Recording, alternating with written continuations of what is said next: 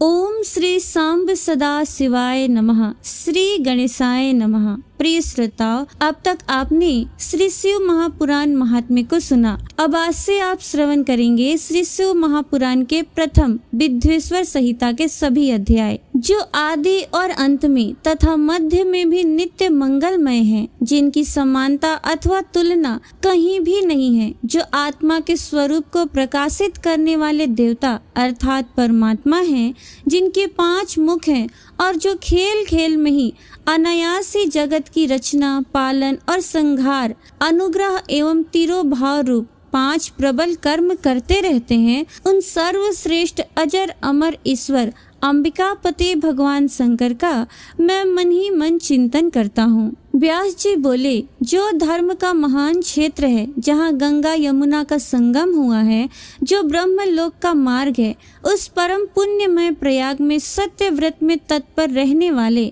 महातेजस्वी महाभाग महात्मा मुनियों ने एक विशाल ज्ञान यज्ञ का आयोजन किया। उस ज्ञान यज्ञ का समाचार सुनकर पौराणिक शिरोमणि व्यास शिष्य महामुनि सूत जी वहाँ मुनियों का दर्शन करने के लिए आए। सूत जी को आते देखकर वे सभी मुनि उस समय हर्ष से खिल उठे और अत्यंत प्रसन्न चित्त से उन्होंने उनका विधिवत स्वागत सत्कार किया। तत्पश्चात उन प्रसन्न महात्माओं ने उनकी विधिवत स्तुति करके विनय पूर्वक हाथ जोड़कर उनसे इस प्रकार कहा, हे सर्वज्ञ विद्वान रोमहर्षण जी, आपका भाग्य बड़ा भारी है। इसी से आपने व्यास जी से यथार्थ रूप में संपूर्ण पुराण विद्या प्राप्त की, इसलिए आप आश्चर्य स्वरूप कथाओं के भंडार हैं। ठीक उसी तरह जैसे रत्नाकर समुद्र बड़े बड़े सारभूत रत्नों का आगार है।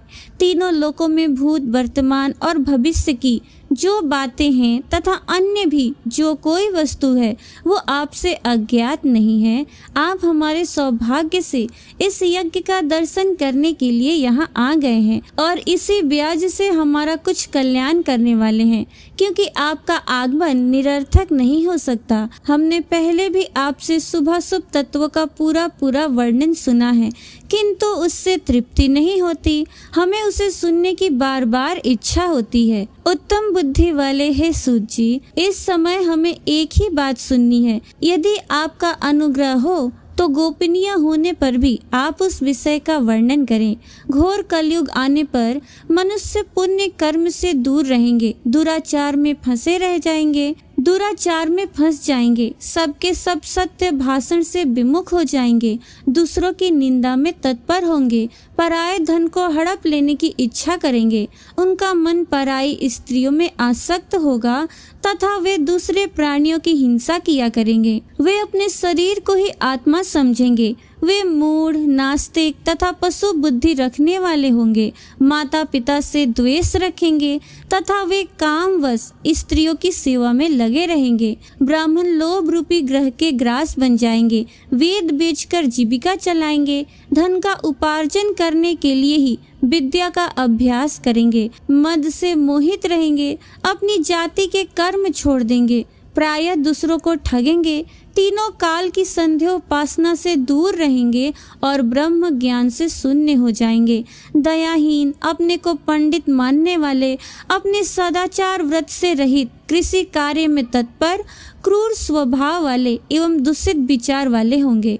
समस्त क्षत्रिय भी अपने धर्म का त्याग करने वाले, कुसंगी, पापी और व्यभिचारी होंगे। उनके शौर्य में अभाव होगा। वे युद्ध से विरत अर्थात रण में प्रीति न होने से भागने वाले होंगे। वे कुत्सित चौर्य कर्म से जीविका चलाएंगे, शूद्रों के समान बर्ताव करेंगे और उनका चित्त काम का किंकर बना रहेगा। वे शास्त्र विद्या को नहीं जानने वाले, गौ और ब्राह्मण की रक्षा न करने वाले, शरणागत की रक्षा न करने वाले तथा सदा कामनी को खोजने में तत्पर रहेंगे। प्रजा पालन रूपी सदाचार से रहित, भोग में तत्पर, प्रजा का संहार करने वाले, दुष्ट और प्रसन्नता पूर्वक जीव हिंसा करने वाले होंगे। वैसे संस्कार भ्रष्ट, स्वधर्म त्यागी, कुमार्गी, धनोपार्जन परायण तथा नाप तौल में अपनी कुत्सित वृत्ति का परिचय देने वाले होंगे। वे गुरु, देवता और द्विजातियों के प्रति भक्ति शून्य, कुत्सित बुद्धि वाले, द्विजों को भोजन ना कराने वाले, प्रायः कृपणता के कारण मुट्ठी बांध कर रखने वाले, पराई स्त्रियों के साथ कामरत, मलिन विचार वाले, लोभ और मोह से भ्रमित चित्त वाले और वापी, कूप, तड़ाक आदि के निर्माण तथा यज्ञ आदि सत्कर्मों में धर्म का त्याग करने वाले होंगे। इसी तरह कुछ शूद्र ब्राह्मणों के आचार में तत्पर होंगे। उनकी आकृति उज्जवल होगी, अर्थात वे अपना कर्म धर्म छोड़कर उज्जवल वेशभूषा से विभूषित हो व्यर्थ में घूमेंगे। वे मूढ़ होंगे और स्वभावतः ही अपने धर्म का त्याग करने वाले होंगे। वे भांति भांति के तप करने वाले होंगे, द्विजों को अपमानित करेंगे, छोटे बच्चों की अल्प मृत्यु होने के लिए अभिचारिक कर्म करेंगे, मंत्रों के उच्चारण करने में तत्पर रहेंगे, सालग्राम की मूर्ति आदि पूजेंगे, होम करेंगे, किसी न किसी के प्रतिकूल विचार सदा करते रहेंगे, कुटिल स्वभाव वाले होंगे और द्विजों से द्वेष भाव रखने वाले होंगे। वे यदि धनी हुए तो कुकर्म में लग जाएंगे, यदि विद्वान हुए तो विवाद करने लगेंगे, कथा और उपासना धर्मों के वक्ता होंगे और धर्म का लोप करने वाले होंगे। वे सुंदर राजाओं के समान वेशभूषा धारण करने वाले, दंभी, दानमानी, अतिशय अभिमानी, विप्र आदि को अपना सेवक मानकर अपने को स्वामी मानने वाले होंगे। वे अपने धर्म से शून्य, मूढ़, वर्ण संकर, क्रूर बुद्धि वाले, महाअभिमानी और सदा चारों वर्णों के धर्म का लोप करने वाले होंगे। वे अपने को श्रेष्ठ कुल वाला मानकर चारों वर्णों से विपरीत व्यवहार करने वाले, सभी वर्णों को भ्रष्ट करने वाले, मूढ़ और अनुचित रूप से सत्कर्म करने में तत्पर होंगे। कलयुग की स्त्रियां प्रायः सदाचार से भ्रष्ट होंगी, पति का अपमान करने वाली होंगी, सास ससुर से द्रोह करेंगी, किसी से भय नहीं मानेंगी और मलिन भोजन करेंगी। वे कुत्सित हाव भाव में तत्पर होंगी, उनका शील स्वभाव बहुत बुरा होगा। वे काम विहल, पर पति से रति करने वाली और अपने पति की सेवा से सदा विमुख रहेंगी। संतानें माता पिता के प्रति श्रद्धा रहित, दुष्ट स्वभाव वाली, असत विद्या पढ़ने वाली और सदा रोगग्रस्त शरीर वाली होगी। हे सूत जी, इस तरह जिनकी बुद्धि नष्ट हो गई है और जिन्होंने अपने धर्म का त्याग कर दिया है, ऐसे लोगों को इहलोक और परलोक में उत्तम गति कैसे प्राप्त होगी?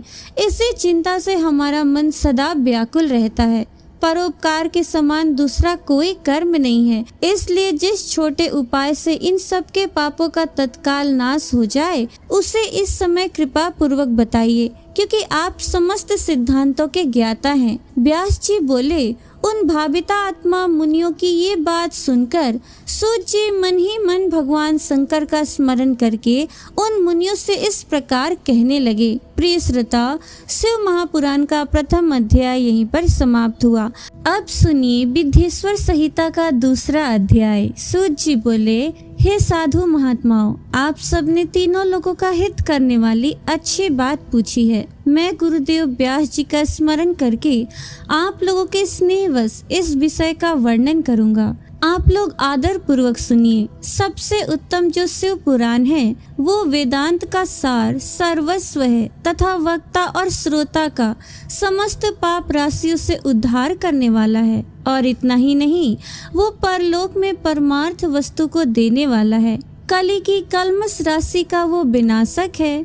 उसमें भगवान शिव के उत्तम यश का वर्णन है। हे ब्राह्मणों, धर्म, अर्थ, काम और मोक्ष, इन चारों पुरुषार्थों को देने वाला वो पुराण सदा ही अपने प्रभाव से विस्तार को प्राप्त हो रहा है। हे विप्रवरो, उस सर्वोत्तम शिव पुराण के अध्ययन मात्र से वे कलयुग के पापासक्त जीव श्रेष्ठतम गति को प्राप्त हो जाएंगे। अहो, ब्रह्म हत्या आदि महान पाप तभी तक रहेंगे, अर्थात अपने फल को देने में समर्थ होंगे, जब तक जगत में शिव पुराण का उदय नहीं होगा।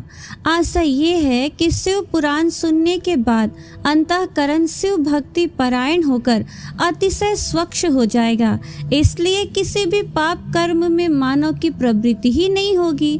तब ब्रह्म हत्या आदि भयंकर पाप न होने के कारण उस पाप के फल भोग की संभावना ही नहीं है। कलयुग के महान उत्पात तभी तक निर्भय होकर विचरेंगे जब तक यहाँ जगत में शिव पुराण का उदय नहीं होगा। सभी शास्त्र परस्पर तभी विवाद करेंगे जब तक जगत में शिव पुराण का उदय नहीं होगा। अर्थात शिव पुराण के आ जाने पर किसी प्रकार का विवाद ही नहीं रह जाएगा। सभी प्रकार से भुक्ति मुक्ति प्रदाता यही रहेगा। अहो, महान व्यक्तियों के लिए भी तभी तक शिव का स्वरूप दुर्बोध्य रहेगा जब तक इस जगत में शिव पुराण का उदय नहीं होगा। अहो, क्रूर यमदूत तभी तक निर्भय होकर पृथ्वी पर घूमेंगे जब तक जगत में शिव पुराण का उदय नहीं होगा।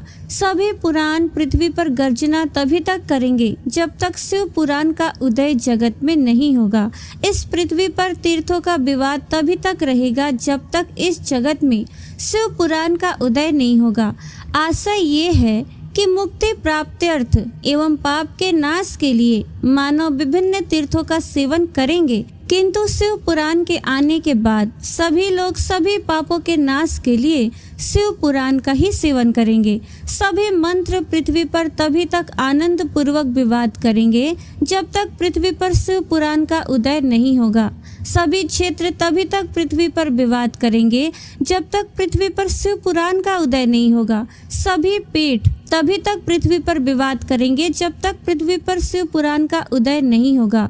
सभी दान पृथ्वी पर तभी तक विवाद करेंगे जब तक शिव पुराण का पृथ्वी पर उदय नहीं होगा। सभी देवगण तभी तक पृथ्वी पर विवाद करेंगे जब तक शिव पुराण का पृथ्वी पर उदय नहीं होगा। सभी सिद्धांत तभी तक पृथ्वी पर विवाद करेंगे जब तक शिव पुराण का पृथ्वी पर उदय नहीं होगा। हे विप्रो, हे श्रेष्ठ मुनिगण, इस शिव पुराण के कीर्तन करने और सुनने से जो जो फल होते हैं उन फलों को मैं संपूर्ण रूप से नहीं कह सकता, अर्थात शब्दों के द्वारा इसके सभी फलों को नहीं कहा जा सकता। हे निष्पाप मुनिगण, तथापि शिव पुराण का कुछ महात्म्य आप लोगों से कहता हूँ जो व्यास जी ने पहले मुझसे कहा था। आप लोग चित्त लगाकर ध्यान पूर्वक सुनिए। जो भक्ति पूर्वक इस शिव पुराण का एक श्लोक या आधा श्लोक भी पढ़ता है वो उसी क्षण पापों से छूट जाता है। जो आलस्य रहित होकर प्रतिदिन भक्ति पूर्वक इस शिव पुराण का यथाशक्ति पाठ करता है वो जीवन मुक्त हो जाता है। जो इस शिव पुराण की सदा पूजा करता है वो निसंदेह प्रतिदिन अश्वमेध यज्ञ का फल प्राप्त करता है। जो व्यक्ति साधारण पद की प्राप्ति की इच्छा से इस शिव पुराण को मुझसे अथवा अन्य किसी से सुनता है वो भी पातकों से मुक्त हो जाता है। जो इस शिव पुराण को समीप से प्रणाम करता है वो सभी देवों की पूजा का फल प्राप्त करता है और इसमें कोई संशय नहीं है। जो इस शिव पुराण को स्वयं लिखकर शिव भक्तों को दान करता है उसके पुण्य फल को भी सुनिए। शास्त्रों का अध्ययन करने और वेदों का पाठ करने से जो दुर्लभ फल प्राप्त होता है वो फल उसको भी प्राप्त हो जाता है। जो चतुर्दशी तिथि के दिन उपवास करके इस शिव पुराण का शिव भक्तों के समाज में पाठ करता है वो श्रेष्ठ पुरुष है। वो व्यक्ति शिव पुराण के प्रत्येक अक्षर की संख्या के अनुरूप गायत्री के पुरस्चरण का फल प्राप्त करता है और इस श्लोक में सभी अभिष्ट सुखों को भोगकर अंत में मोक्ष प्राप्त करता है। जो चतुर्दशी की रात में उपवास पूर्वक जागरण करके शिव पुराण का पाठ करता है या इसे सुनता है उसका पुण्य फल मैं कहता हूँ। कुरुक्षेत्र आदि सभी तीर्थों में पूर्ण सूर्य ग्रहण में अपनी शक्ति के अनुसार विप्रों को और मुख्य कथा वाचकों को धन देने से जो फल प्राप्त होता है वही फल उस व्यक्ति को भी प्राप्त होता है और ये सत्य है, इसमें कोई संदेह नहीं है। जो व्यक्ति इस शिव पुराण का दिन रात गान करता है इंद्र आदि देवगण उसकी आज्ञा की प्रतीक्षा करते रहते हैं। इस शिव पुराण का पाठ करने वाला और सुनने वाला व्यक्ति जो जो श्रेष्ठ कर्म करता है वो कोटि गुना हो जाता है, अर्थात कोटि गुना फल देता है। जो भली भांति ध्यान पूर्वक उसमें भी श्री रुद्र संहिता का पाठ करता है, वो यदि ब्रह्मघाती भी हो तो 3 दिनों में पवित्र आत्मा हो जाता है। जो भैरव की मूर्ति के पास मौन धारण करके श्री रुद्र संहिता का प्रतिदिन 3 बार पाठ करता है, वो सभी कामनाओं को प्राप्त कर लेता है। जो व्यक्ति वट और बिल्व वृक्ष की प्रदक्षिणा करते हुए उस रुद्र संहिता का पाठ करता है, वो ब्रह्म हत्या के दोष से भी छुटकारा पा जाता है। प्रणव के अर्थ को प्रकाशित करने वाली ब्रह्म रूपिणी साक्षात कैलाश संहिता यानी कि रुद्र संहिता भी श्रेष्ठ कही गई है। हे द्विजो, कैलाश संहिता का संपूर्ण महात्म्य तो शंकर जी ही जानते हैं, उससे आधा महात्म्य व्यास जी जानते हैं और उसका भी आधा मैं जानता हूँ। उसमें संपूर्ण महात्म्य का वर्णन तो मैं नहीं कर सकता, कुछ ही अंश कहूँगा जिसको जानकर उसी क्षण चित्त की शुद्धि हो जाएगी। हे द्विजो, लोकों में ढूंढने पर भी मैंने ऐसे किसी पाप को नहीं देखा जिसे वो रुद्र संहिता नष्ट ना कर सके। उपनिषद रूपी सागर का मंथन करके शिव ने आनंद पूर्वक इस रुद्र संहिता रूपी अमृत को उत्पन्न किया और कुमार कार्तिकेय को समर्पित किया, जिसे पीकर मानव अमर हो जाता है। ब्रह्म हत्या आदि पापों की निष्कृति करने के लिए तत्पर मनुष्य महीने भर रुद्र संहिता का पाठ करके उन पापों से मुक्त हो जाता है। दुष्प्रतिग्रह, दुर्भोज्य, दुरालाप से जो पाप होता है वो इस रौद्री संहिता का एक बार कीर्तन करने से नष्ट हो जाता है। जो व्यक्ति शिवालय में अथवा बेल के वन में इस संहिता का पाठ करता है, वो उससे जो फल प्राप्त करता है उसका वर्णन वाणी से तो किया ही नहीं जा सकता। जो व्यक्ति श्रद्धा पूर्वक इस संहिता का पाठ करते हुए श्राद्ध के समय ब्राह्मणों को भोजन कराता है, उसके सभी पितृ शंभु के परम पद को प्राप्त करते हैं। चतुर्दशी के दिन निराहार रहकर जो बेल के वृक्ष के नीचे इस संहिता का पाठ करता है, वो साक्षात शिव होकर सभी देवों से पूजित होता है। उसमें अन्य संहिताएं सभी कामनाओं के फल को पूर्ण करने वाली हैं, किंतु लीला और विज्ञान से परिपूर्ण इन दोनों संहिताओं को विशिष्ट समझना चाहिए। इस शिव पुराण को वेद के तुल्य माना गया है। इस वेद कल्प पुराण का सबसे पहले भगवान शिव ने ही प्रणयन किया था। विद्येश्वर संहिता, रुद्र संहिता, विनायक संहिता, उमा संहिता, मातृ संहिता, एकादश रुद्र संहिता, कैलाश संहिता, शतरुद्र संहिता, कोटि रुद्र संहिता, सहस्र कोटि रुद्र संहिता, वायवीय संहिता तथा धर्म संहिता, इस प्रकार इस पुराण के 12 भेद हैं। ये 12 संहिताएं अत्यंत पुण्यमयी मानी गई है। ब्राह्मणों, अब मैं उनके श्लोकों की संख्या बता रहा हूँ, आप लोग वो सब ध्यान पूर्वक सुनिए। विद्येश्वर संहिता में 10,000 श्लोक हैं। रुद्र संहिता, विनायक संहिता, उमा संहिता और मातृ संहिता में प्रत्येक में 8-8 हजार श्लोक हैं। हे ब्राह्मणों, एकादश रुद्र संहिता में 13,000, कैलाश संहिता में 6,000, शतरुद्र संहिता में 3,000, कोटि रुद्र संहिता में 9,000, सहस्र कोटि संहिता में 11,000, वायवीय संहिता में 4,000 तथा धर्म संहिता में 12,000 श्लोक हैं। इस प्रकार संख्या के अनुसार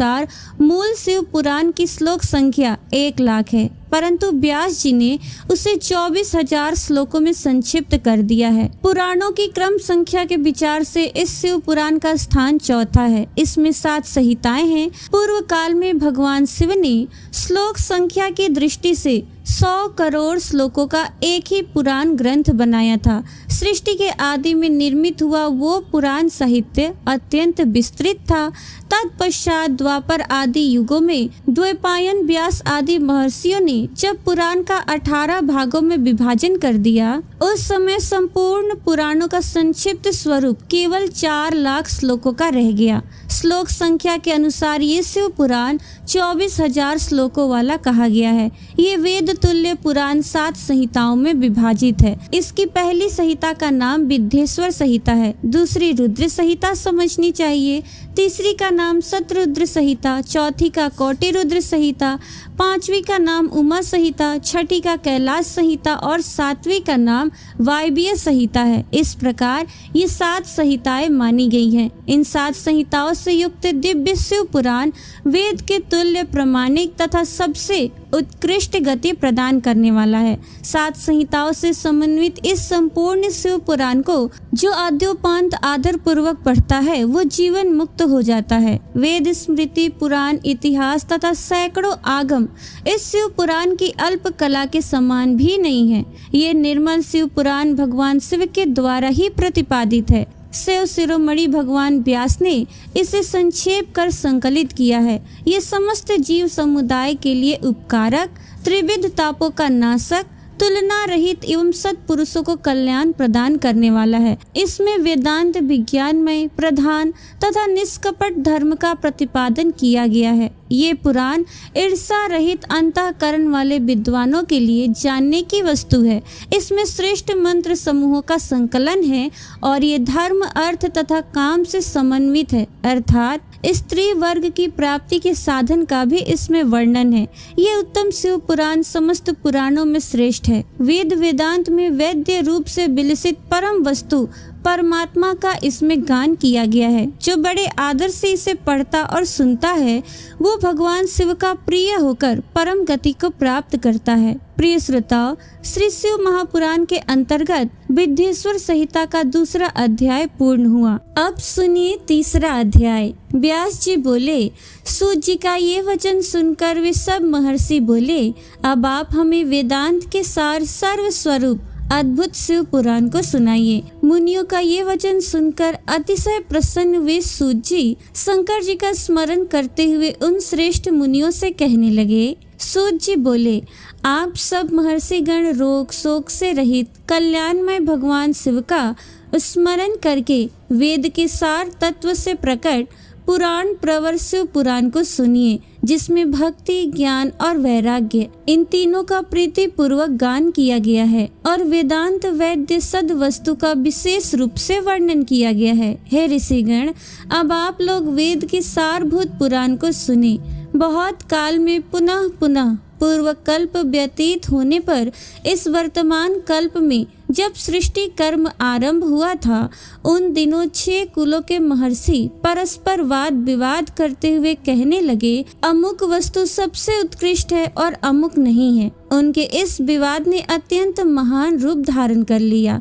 तब वे सब के सब अपनी शंका के समाधान के लिए सृष्टिकर्ता अविनाशी ब्रह्मा जी के पास गए और हाथ जोड़कर विनय भरी वाणी में बोले, हे प्रभु, आप संपूर्ण जगत का धारण पोषण करने वाले हैं तथा समस्त कारणों के भी कारण हैं। हम ये जानना चाहते हैं कि संपूर्ण तत्व से परे परात्पर पुराण पुरुष कौन है। ब्रह्मा जी बोले, जहाँ से मन सहित वाणी उन्हें न पाकर लौट आती है तथा जिनसे ब्रह्मा, विष्णु, रुद्र और इंद्र आदि से युक्त ये संपूर्ण जगत समस्त भूतों एवं इंद्रियों के साथ पहले प्रकट हुआ है, वे ही ये देव, महादेव, सर्वज्ञ एवं संपूर्ण जगत के स्वामी हैं। यही सबसे उत्कृष्ट हैं। उत्तम भक्ति से ही इनका साक्षात्कार होता है। दूसरे किसी उपाय से कहीं इनका दर्शन तक नहीं होता। रुद्र, हरिहर तथा अन्य देवेश्वर सदा उत्तम भक्ति भाव से उनका नित्य दर्शन करना चाहते हैं। अधिक कहने की क्या आवश्यकता। भगवान शिव में भक्ति होने से मनुष्य संसार बंधन से मुक्त हो जाता है।